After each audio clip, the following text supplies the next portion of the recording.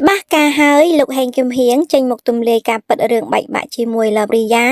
បញ្ជាក់ថាបានលែងលះគ្នាតាមផ្លូវច្បាប់តាំងពីឆ្នាំ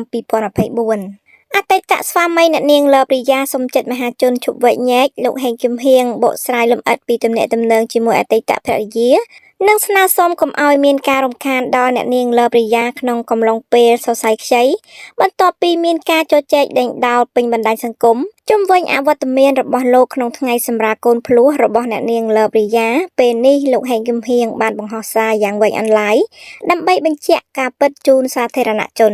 លោកហេងគឹមហៀងចេញសារអមដោយរូបភាពជាមួយភរិយាលើប៊ីយ៉ារួចប្រកាសប្រាប់មហាជនបែបនេះថាខ្ញុំបាទសូមគោរពជំរាបជូនបងប្អូនមេត្តាជ្រាបថាខ្ញុំបាទនិងអតីតភរិយាខ្ញុំបានលែងលះគ្នាតាមផ្លូវច្បាប់នៅអំឡុងថ្ងៃទី1ខែមករាឆ្នាំ2024ក្រោយមកនៅមុនពេលគាត់ត្រូវបានឃាត់ខ្លួនខ្ញុំនិងអតីតភរិយាខ្ញុំបានប្រឹងប្រែងរួមរស់នៅជាមួយគ្នាឡើងវិញម្ដងទៀតតែមិនបានចុះសម្បត្តិអាពាហ៍ពិពាហ៍ទេនៅពេលដែលគាត់ត្រូវបានឃាត់ខ្លួនខ្ញុំបាទគឺនៅមើលថែកូននិងទៅសួរសុខទុក្ខអតីតភរិយាខ្ញុំធម្មតាដោយដែលបងប្អូនបានឃើញកន្លងមកអញ្ចឹងក្រោយមកនៅមុនពេលគាត់មានសេរីភាពប្រហែល3ទៅ4សប្តាហ៍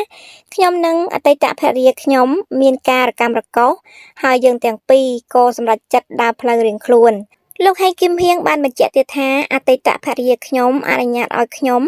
ទៅយកកូនមកលេងបាននៅថ្ងៃចុងសប្តាហ៍ហើយខ្ញុំបាទសូមចាត់បងប្អូនមហាជនសូមឈប់បន្តការវែកញែករឿងក្រុមគ្រួសាររបស់ខ្ញុំបាទបន្តទៀតព្រោះបច្ចុប្បន្នអតីតភរិយាខ្ញុំកំពុងសម្រាលកូនស្រីភ្លោះនៅសរសៃខ្ចីណាស់កុំឲ្យរឿងនេះបង្កឲ្យមានផលប៉ះពាល់ដល់អារម្មណ៍គាត់ទៀតព្រោះគាត់ជួបរឿងច្រើនមកហើយខ្ញុំបាទក៏សូមអរគុណខ្លាំងណាស់ដល់បងប្អូនដែលនៅតែស្រឡាញ់ខ្ញុំនិងអតីតភរិយារបស់ខ្ញុំពួកយើងលែងលះគ្នាដាច់ស្រេចហើយ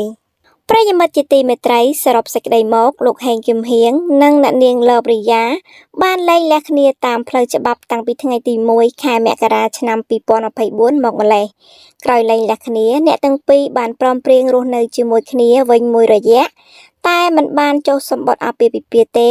ប៉ុន្តែមុនពេលអ្នកស្រីលើប៊ីយ៉ាមានសេរីភាពប្រហែល3ទៅ4សប្តាហ៍អ្នកទាំងពីរក៏មានការរកម្មរកោសហើយសម្រេចចិត្តដើរផ្លូវរៀងខ្លួនជាថ្មីម្ដងទៀតទោះជាយ៉ាងណាលោកហេងគឹមហៀងនៅតែទៅសួរសុខទុក្ខនិងមើលថែកូនជាធម្មតាហើយអតីតភរិយាក៏អនុញ្ញាតឲ្យលោកយកកូនមកលេងនៅថ្ងៃចុងសប្តាហ៍ផងដែរលោកសូមចាត់មហាជនមេត្តាឈប់វែកញែករឿងគ្រួសាររបស់លោកបន្តទៀតព្រោះបច្ចុប្បន្នអតីតភរិយារបស់លោកកំពុងសម្រាលកូនស្រីភ្លោះនិងស្ថិតក្នុងស្ថានភាពសរសៃខ្ចីដែលងាយប៉ះពាល់ដល់អារម្មណ៍បំផុត